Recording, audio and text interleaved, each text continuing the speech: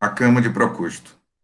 Procusto era um homem violento, morava nas imediações da cidade de Atenas, mas especificamente na cidade de Eleusis.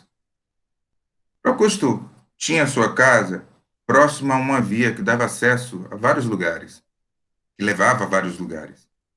E ele costumava hospedar as pessoas que estavam ali passando em direção a cidades as mais diversas possíveis. Então, recebendo as pessoas, Procusto cedia a cama dele para que as pessoas pudessem dormir.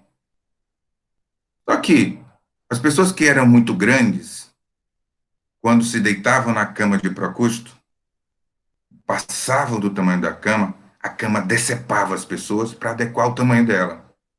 Se as pessoas eram pequenas e eram bem menores que o tamanho da cama, a cama esticava a pessoa até o tamanho dela. Se as pessoas eram muito largas e passavam na lateral, a largura da cama, a cama cortava a pessoa e adequava o tamanho dela. Mas um dia, as autoridades de Atenas, puniram Procusto. O rei Teseu, na época, foi a Procusto e o puniu da forma como ele agia com as pessoas, torturando da forma que ele estava torturando as pessoas, adequando ao que ele queria.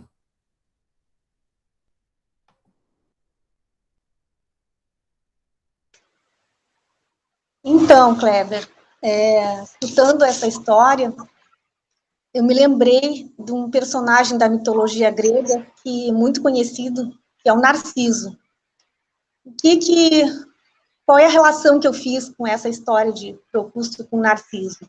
Narciso era um personagem muito famoso, muito pela sua presunção, ele era muito orgulhoso e dono de uma beleza estonteante, né? E diz a história, né, de que ele não poderia, não conseguia nunca se apaixonar por outras pessoas, porque ele amava muito a si mesmo de uma maneira muito perversa, né? Até que um dia, então, ele viu a sua imagem refletida no lago e se apaixonou por si mesmo, né? Então, existe uma, uma categoria que não é classificada nosologicamente, vamos dizer assim, oficialmente, né, dentro dos transtornos mentais, mas a gente pode fazer referência a algumas mães narcisistas, né, que são aquelas mães que se relacionam com os filhos de uma maneira doente, no sentido de que não conseguem respeitar e enxergar o indivíduo como um ser separado dela, né, como uma outra vida, que tem vontades próprias, que tem ritmo próprio, que tem desejos diferentes, né? Então, são aquelas mães que, assim como o Procusto, procuram ajustar o seu olhar, os seus desejos, as suas aspirações em cima da expectativa do filho, né? Através dos filhos, mas de uma maneira muito perversa. Por quê? Porque é utilizado inconscientemente um mecanismo de defesa chamado projeção, na qual ela projeta na criança todas aquelas frustrações ou alguns desejos que ela não conseguiu realizar e que quer impor de uma maneira muito desrespeitosa, vamos dizer assim, né, para aquela criança, para aquele adolescente, né? Então, na vida prática, o que a gente vê? Muitas vezes, adolescentes que não são aceitos na sua sexualidade, né, na sua natureza, profissionais que acabam mudando de profissão logo ali, porque fizeram algum curso que não era do seu desejo, né?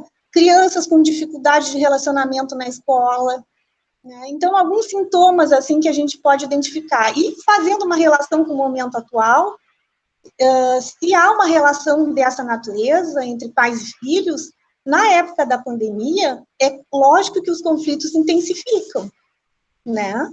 Porque se eu tenho essa tendência de me relacionar com meu filho, ajustando o meu olhar e passando por cima de todas as individualidades dele, no momento em que o conflito se intensifica, as relações vão ficando mais tensas, mais doentias.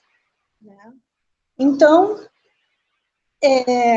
a cama do Procusto, né, na verdade, é o olhar dessa mãe, né, dessa mãe que não consegue enxergar que o seu filho é uma outra vida, né, diferente da dela. E agora eu passo para o colega Rafael para fazer um comentário complementar. Obrigado, Ninha. Em relação ao Procrusto, né? Desculpa. Ele fala essencialmente de intolerância.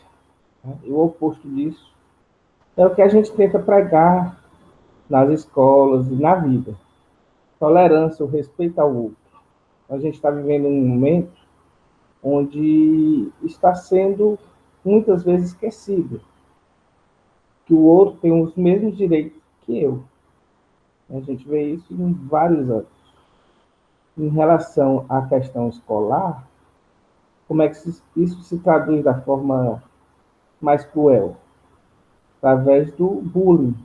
O bullying, essencialmente, é quando você escolhe alguém da sala para você negar a ela o direito à existência. Você começa a massacrar aquele aluno com uma maneira de negar tudo que ele vai fazer.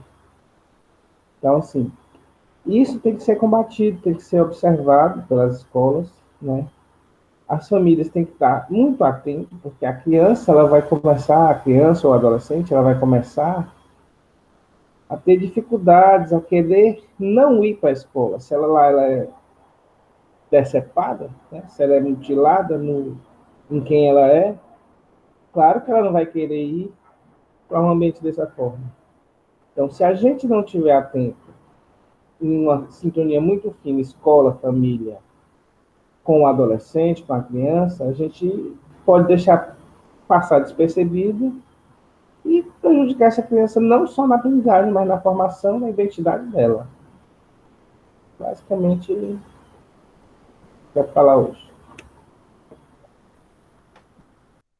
Eu sou Kleber, trabalho na Secretaria de Educação do Eusébio, mais especificamente no DAE, Departamento de Apoio ao Estudante, e eu estou querendo que os meus colegas, Rafael e Ana, se apresentem. Ana primeiro, por favor. Eu sou Ana, psicóloga, também contribuo com o Departamento de Apoio ao Estudante da Secretaria de Educação do Eusébio e trabalho há mais de 20 anos com saúde mental. Meu colega Rafael. Sou Rafael Mamed, sou psicólogo também. Trabalhamos todos no DAE, Departamento de Apoio aos Estudantes. E nossa principal função é dar apoio aos estudantes, né, nas mais variadas demandas.